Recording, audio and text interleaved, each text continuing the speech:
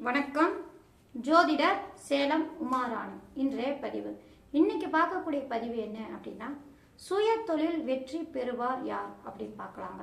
இப்போ சுய தொழில் செய்கிறாங்க, சொந்த தொழில் செய்கிறாங்க அப்படின்னா யாரெல்லாம் வெற்றி அடைவாங்க அப்படின்னு பார்க்கலாங்க. ஏன்னா சொந்த தொழில் செய்யணும் அப்படிங்கிறது, சம்பாதிக்கணும், சொந்த தொழில் செஞ்சு சம்பாதிக்கணும்னு எல்லாருக்குமே தான் ஆசை இருக்கும். எல்லாருமே சொந்த தொழிலில் மிகப்பெரிய வளர்ச்சி அடையணும், நல்ல பேர் சொல்லக்கூடிய அமைப்பில் வரணும் அப்படிங்கிற ஒரு ஆசை எல்லாருக்குமே இருக்கும். அப்படி எல்லாருக்குமே இருந்தாலும் எல்லா சொந்த தொழில் செய்கிறவங்க எல்லாமே வெற்றி அடைகிறாங்களா அப்படின்னா இல்லை. அதாவது வெற்றி அடையாமல் அந்த சொந்த தொழிலில் வளர்ச்சி இல்லாமல் அது நஷ்டம் பட்டு வெளியே வந்துடுறாங்க. சரிங்களா? சரி, எல்லாருமே இந்த மாதிரி பிரச்சனையிலேருந்து, அதாவது சொந்த தொழில் செஞ்சு பிரச்சனையாகி வெளியே வர்றாங்க அப்படின்னா அது என்ன காரணம்? அதே ஒரு சிலருக்கு பாருங்க, சொந்த தொழில் சின்னதாக தான் ஆரம்பிப்பாங்க, அப்படியே வழி வழியாக அந்த தொழிலில் வளர்ச்சி அடைகிறவங்கலாம் இருக்காங்க இல்லைங்களா? அது என்ன மாதிரி அமைப்பு, எந்த மாதிரி கிரக அமைப்பு இருந்தால் சுய தொழிலில் வெற்றி அடைய முடியும்? அவங்களுடைய ஜாதகத்தை பார்த்தா தெரிஞ்சுக்கலாமா அப்படின்னா கண்டிப்பாக தெரிஞ்சுக்கலாங்க. எந்த மாதிரி கிரக அமைப்பு, எந்த மாதிரி யோகமான அமைப்பு இருந்தால் அவங்க சுய தொழில் சொந்த தொழிலில் வளர்ச்சி அடைவாங்க, மேல்மை வரும், நல்ல கோடீஸ்வரம் பொருளாதாரத்தில் வளர்ச்சி அடைவாங்க, நல்ல செழிப்போடு இருப்பாங்க, சொந்த தொழிலும் பேரும் வாங்குவாங்க, நல்லாவும் சம்பாதிப்பாங்கன்னா எந்த மாதிரி கிரக அமைப்பு அவங்களுடைய ஜாதகத்தில் இருக்கும்போது அவங்களுக்கு யோகமான தொழிலாக அமையும் அப்படின்னு இந்த பதிவில் விரிவாக பார்க்கலாம்.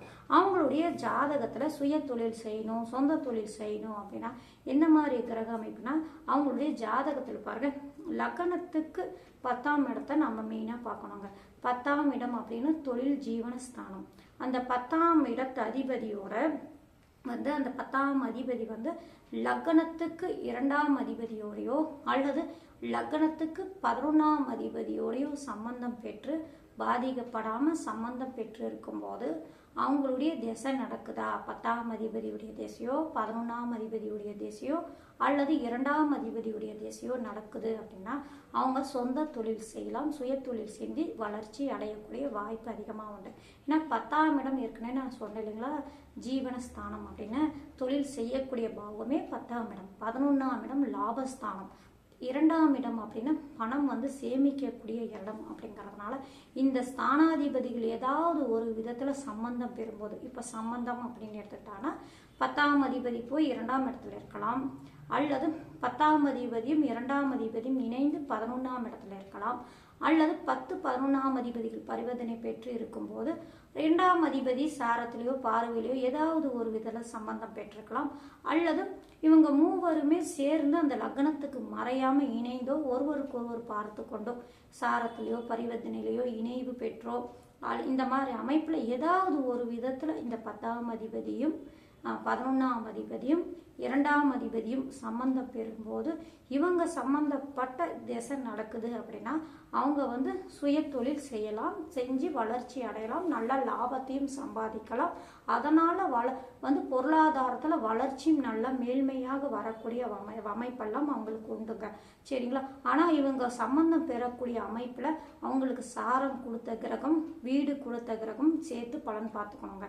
சரிங்களா? இந்த கிரகங்கள் சம்பந்தம் பெற்றிருக்கும் போது ஒருவருக்கு ஒருவர் பார்த்து கொண்டோ இணைவோ இந்த மாதிரி அமைப்பில் இருக்கும்போது அவங்களுக்கு வீடு கொடுத்த கிரகம், சாரம் கொடுத்த கிரகம், நீச்சம், வக்கரம் அந்த லக்னத்துக்கு 6, 8, 12 போய் மறையாமல், அல்லது அந்த அதிபதிகளுடைய சம்பந்தம் பெறாமல், அல்லது வக்கர கிரகங்கள் இந்த கிரகங்களுடைய பார்வை பெறாமல், இந்த மாதிரி அமைப்பில் வக்கர கிரகங்கள் இவங்களை பார்க்காம இருக்கக்கூடிய அமைப்பு, அல்லது பாவர்கள் பார்க்காம இருக்கக்கூடிய அமைப்பு, ராகு கேதுக்கள் இவங்களோட சம்பந்தம் பெறாமல் இருக்கும்போது, அல்லது இந்த 10ஆம் அதிபதியோ 11ஆம் அதிபதியோ அல்லது 2ஆம் அதிபதியோ நீச்சம் வக்ரம் ஸ்தானங்கள் வக்ரமாகவோ அல்லது நீச்ச ஸ்தானங்களோ சம்பந்தம் பெறாமல் இருக்கக்கூடிய அமைப்பு, இந்த மாதிரிலாம் இருக்கக்கூடாதுங்க. இந்த மாதிரி இல்லாமல் இவங்களுடைய சம்பந்தம் பெறக்கூடிய அமைப்பில் எங்கெங்கே இருக்கலாம் அப்படின்னா, இவங்க ஆட்சி உச்சம் பெறக்கூடிய வீட்டில் இருக்கலாம், அடுத்தது லக்னத்துக்கு மறையாமல் கேந்திர ஸ்தானங்களான 1, 4, 7, 10ஆம் இடங்களில் இருக்கக்கூடிய அமைப்பு, திருவோண ஸ்தானமான 5, 9ஆம் இடங்களில் இருக்கக்கூடிய அமைப்பு, திருவோணாதிபதிகள் இவங்களுடைய பார்வை, திருவோணாதிபதி 5, 9ஆம் அதிபதிகளோ லக்னாதிபதியோ இவங்களோட சம்பந்தம் பெற்றாலும் யோகமான பலன்கள்லாம் கொடுக்கும். அடுத்தது குருவின் பார்வை 10ஆம் இடத்தில் இருப்பது அல்லது லாபஸ்தானத்தில் இருப்பது, 2ஆம் இடத்தில் இருப்பது, இந்த மாதிரி அமைப்பெல்லாம் இருக்கும்போது, ஏன்னா தனத்துக்கு காரர் இல்லைங்களா குரு சுபர் அப்படிங்கிறதுனால இவங்களோட சம்பந்தம் பெற்றாலும் அதுவும் யோகமான பலன்கள் கொடுக்கக்கூடிய அமைப்பு. அடுத்தது அவங்களுடைய ஜாதகத்துல சூரிய பகவானும் பாதிக்கப்படாமல் இருக்கணுங்க. ஏன்னா நிர்வாக திறமை இருக்கணும், ஆற்றல் இருக்கணும். ஒரு தொழில வளர்ச்சி அடைகிறாங்கன்னா அந்த முதலாளியான அந்த ஜாதகர் வந்து திறமையா செயல்படணும், திறமையா ஆற்றலா இருக்கணும் அப்படின்னா சூரிய பகவான் அதை தரக்கூடிய அமைப்பு. சூரிய பகவான் ஒளி கிரகம், லக்னத்துக்கு காரகர் அப்படிங்கிற அமைப்புல 10ஆம் இடத்துக்கு தொழில் ஸ்தானத்துக்கும் திக்பலம் பெறக்கூடிய அமைப்பு அப்படிங்கிற இவரும் அந்த 10ஆம் இடத்தோட சம்பந்தம் பெறும்போதும் சூரியன் வந்து 2-11ஆம் இடத்தோட சம்பந்தம் பெறும்போது இந்த மாதிரி இடத்துல நல்ல பலன்கள் அதிகமாக நடக்கக்கூடிய வாய்ப்பு உண்டு. இவங்களை வந்து நல்லா சம்பாதிக்கணும், சுய தொழில வெற்றி அடையணும், சொந்த தொழில மேல்மை வரணும் அப்படின்னா இவங்களுடைய அந்த தொழில் ஆரம்பிக்கக்கூடிய காலகட்டங்கள் இந்த ஏதாவது ஒரு கிரகத்தோட திசை நடக்கணுங்க. திசை நடக்குது, பாதிக்கப்படாமல் இருக்குது, யோகமான அமைப்பில் இருக்கு, இவங்க சம்பந்தப்பட்ட கிரகங்களும் பாதிக்கப்படாமல் இருக்கு அப்படின்னா அந்த காலகட்டங்களில் அவங்களாவே தானாவே சுய தொழிலை நோக்கி போவாங்க. ஏன்னா அந்த கிரகம் அதை நோக்கி அவங்கள கொண்டு போயிடும்.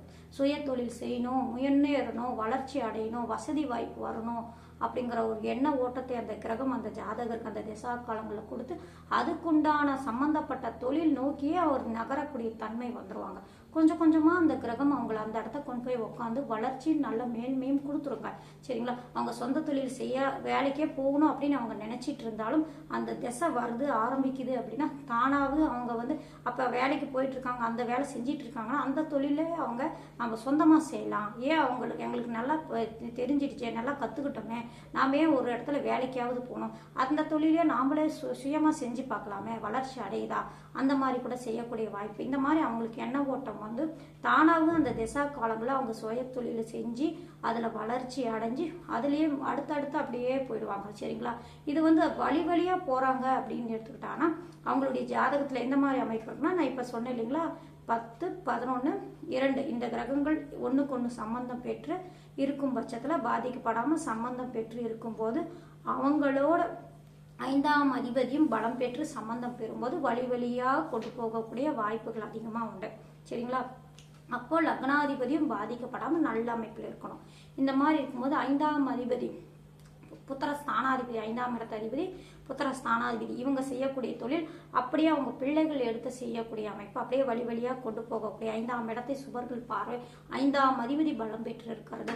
இவங்களோட அந்த 10, 11 2ஆம் அதிபதியோட 5ஆம் அதிபதி சம்பந்தம் பெற்று குரு நல்ல அமைப்புல இருக்குன்னா இவங்க அந்த தொழில் ஆரம்பிக்கிறாங்க, நல்ல வளர்ச்சி லாபத்தை பார்த்துட்டு இருக்காங்க, சுய தொழில மேல்மை வந்துட்டு இருக்கு அப்படின்னா அப்படியே அவங்க செய்த தொழில் அப்படியே அவங்க பிள்ளைகள் கையில கொடுத்து அந்த பிள்ளைகளும் அந்த அப்பா செய்த தொழிலையே அப்படியே வளர்ச்சி அடையிறது. இந்த மாதிரி வழியா அவங்களுக்கு அப்புறம் அவங்க பிள்ளைகள் போய் அந்த தொழில் செய்யறது, இந்த மாதிரி எல்லாம் வருது அப்படின்னா 5ஆம் அதிபதி குரு இவங்களோட இந்த 10, 11ஆம் அதிபதி 2ஆம் அதிபதி சம்பந்தம் பெற்று இவங்க சம்பந்தப்பட்ட தொடர்ச்சியா உங்களுக்கு திசையும் தொடர்ச்சியா நடந்துகிட்டே இருக்கும். அந்த மாதிரி இருந்தாதான் இவங்க செய்யற தொழில் அப்படியே பிள்ளைகளுக்கும் போயிடும். இந்த மாதிரி எல்லாம் வருது அப்படின்னா இந்த மாதிரி கிரகம் அமைப்பாங்க. இதுக்கு எல்லாமே இந்த கிரகங்கள் பாதிக்கப்படாம மெயினா இருக்கணுங்க.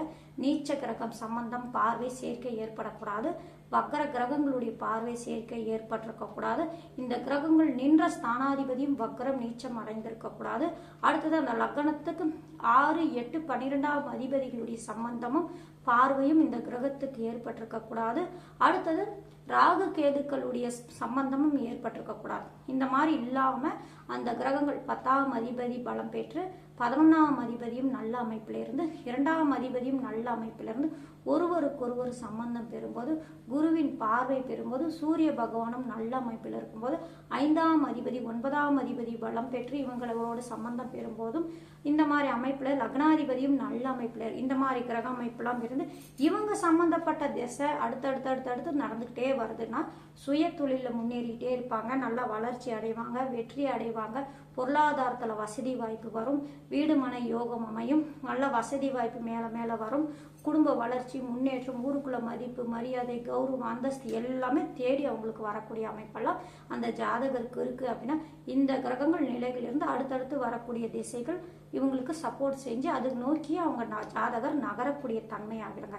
இப்போ சுய தொழில் வெற்றி யார் பெறுவாங்க, யார் அடைவாங்க, சுய தொழில வெற்றி அடைவாங்கன்னா இந்த கிரகங்களுடைய சம்பந்தப்பட்ட திசை நடக்குது. கிரக அமைப்பு இருக்கும் போது கண்டிப்பா வாழ்வில் வெற்றி அடையக்கூடிய யோகம் அந்த ஜாதகருக்கு நிச்சயம் உண்டு. நன்றி, வணக்கம்.